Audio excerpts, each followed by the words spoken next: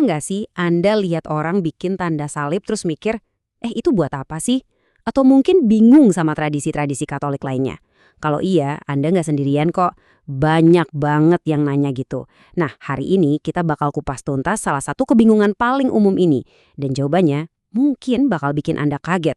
Nah, ini dia nih kalimat saktinya. Ah, itu kan cuma tradisi manusia, nggak ada di Alkitab. Sering banget kan denger yang kayak gini? Biasanya sih kalimat ini jadi pemicu perdebatan yang panas. Tapi daripada kita ikut-ikutan debat, gimana kalau kita pakai kalimat ini justru sebagai titik awal penelusuran kita? Kita bedah bareng-bareng. Apa sih yang sebenarnya lagi dipermasalahin? Oke, ini dia peta perjalanan kita hari ini. Pertama, kita lihat dulu tuduhan-tuduhan yang biasa muncul. Terus, kita gali lebih dalam. Ada apa sih sebenarnya di balik ini semua? Ternyata ada benturan cara pandang. Nah, kita juga akan cek, apa sih yang Yesus kritik sebenarnya? Lalu kita belajar dari budaya kita sendiri soal bahasa simbol. Dan terakhir, kita tutup dengan analogi durian. Dijamin bakal bikin semuanya jadi klik. Yuk, kita mulai dari bagian pertama, tuduhan yang umum.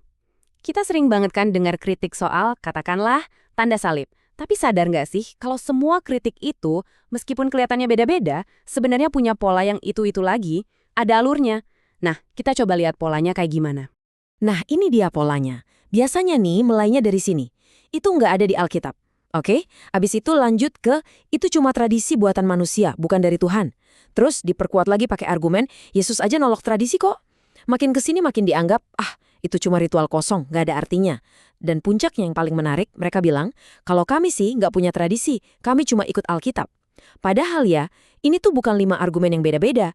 Ini tuh satu paket, satu alur pemikiran yang sama. So, ini yang bikin kita jadi mikir kan? Kalau alur pemikiran tadi benar, berarti semua tradisi itu salah dong. Nah, pertanyaan ini penting banget. Karena dari sinilah kita bisa bongkar akar masalah yang sebenarnya. Oke, kita masuk bagian kedua, benturan cara pandang.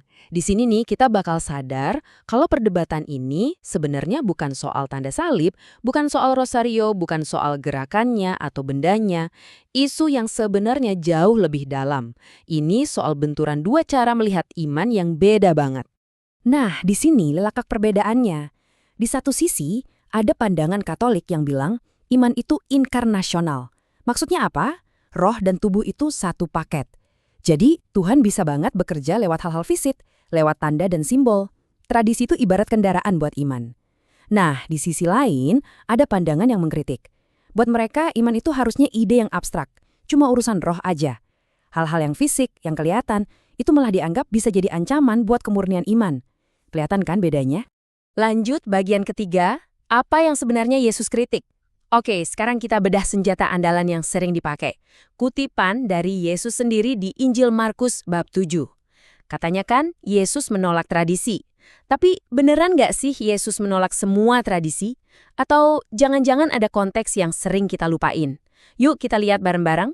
Ini dia ayatnya. Sungguh pandai kamu mengesampingkan perintah Allah supaya kamu dapat memelihara adat istiadatmu sendiri. Wah, keras banget ya kedengarannya. Yesus lagi negur orang Farisi soal adat istiadat mereka. Kalau kita baca sekilas doang, gampang banget mikir, tuh kan Yesus anti tradisi. Tapi, tunggu dulu. Coba kita perhatiin lebih teliti. Apa sih yang sebenarnya bikin Yesus semarah itu? Dan ini dia kuncinya. Ternyata, masalahnya bukan soal cuci tangan sebelum makan. Yesus itu marah karena ada satu tradisi spesifik, namanya korban. Orang Farisi pakai tradisi ini buat ngakalin perintah Tuhan yang jelas banget, hormatilah ayah dan ibumu. Jadi mereka bilang gini ke orang tuanya, maaf ya ayah ibu, uangku ini udah aku persembahkan buat Tuhan. Jadi mereka ngerasa nggak wajib lagi ngerawat orang tuanya. Nah, ini yang bikin Yesus marah. Tradisi yang dipakai buat membatalkan perintah Allah, bukan tradisi yang mendukung perintah Allah. Beda banget kan? Oke, kita masuk ke bagian 4, bahasa simbol. Biar lebih gampang ngertinya, coba deh kita lihat dari sudut pandang yang dekat banget sama kita semua, budaya Indonesia. Kita ini kan sebagai bangsa kaya banget sama yang namanya bahasa simbol, di mana sebuah benda fisik itu bisa punya makna yang jauh lebih dalam dari kelihatannya. Contohnya, ulos dalam budaya Batak. Itu kan cuma selembar kain kan? Secara fisik iya. Tapi coba deh, waktu orang tua ngasih ulos ke anaknya, apa mereka cuma ngasih kain? Enggak, mereka itu lagi ngasih restu, doa, kehangatan. Kalau si anak nolak kain itu, artinya dia nolak restu orang tuanya. Jadi, ulos itu adalah wujud fisik dari kasih sayang yang nggak kelihatan. Atau contoh lain, sungkem dalam budaya Jawa. Waktu seorang anak bersimpuh di kaki orang tuanya, apa dia lagi nyembah manusia? Ya nggak mungkin lah. Gerakan tubuh itu adalah bahasa. Bahasa untuk menunjukkan rasa hormat. Malah justru dengan melakukan gerakan itu, tubuh kita bantu hati kita buat bener-bener ngerasain kerendahan hati dan hormat. Nah, sekarang dengan bekal pemahaman soal ulos dan sungkem tadi, coba kita lihat lagi tanda salib. Perlakukan ini sebagai bahasa yang sama. Ini bukan sekedar gerakin tangan tanpa arti.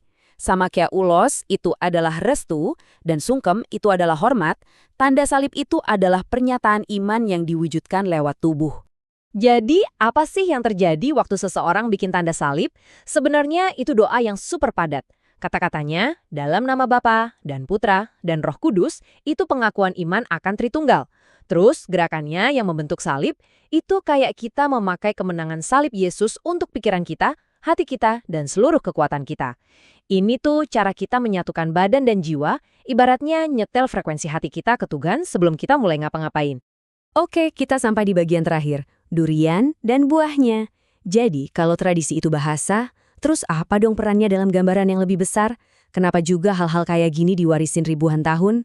Nah, buat ngerti ini, kita bakal pakai satu analogi terakhir yang Indonesia banget.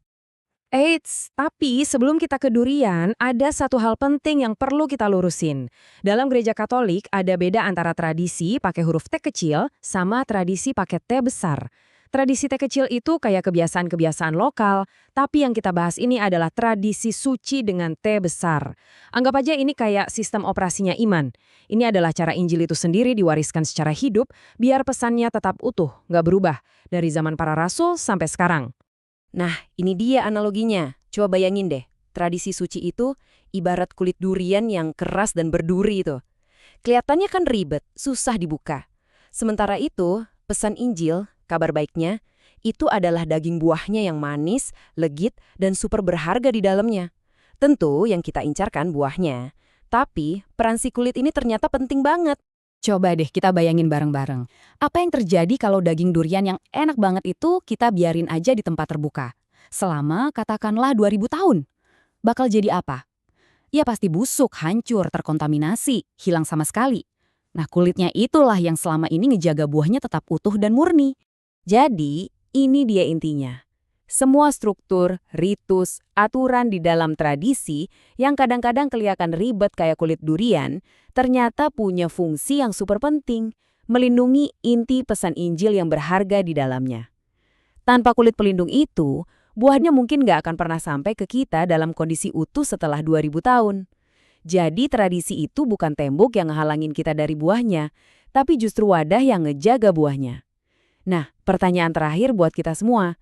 Kalau gitu, pas kita lihat durian, kita mau fokus sama durinya yang tajam atau sama buah manis yang ada di dalamnya?